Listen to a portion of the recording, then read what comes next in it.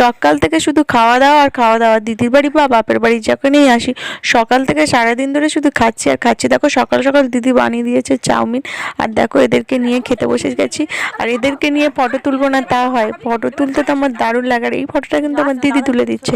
আর দেখো এখান থেকে চাউমিন টাউমিন খেয়ে এদেরকে একেবারে স্নান টান করে আমি চলে গেছি শুভেচ্ছার মামার বাড়িতে। আর দেখো শুভেচ্ছার মামিমা দিয়েছে ডিম সিদ্ধ, আর ওরা এখন ডিম সিদ্ধ খেতে বসে গেছে। যা খাবে সব একই সেম সেম।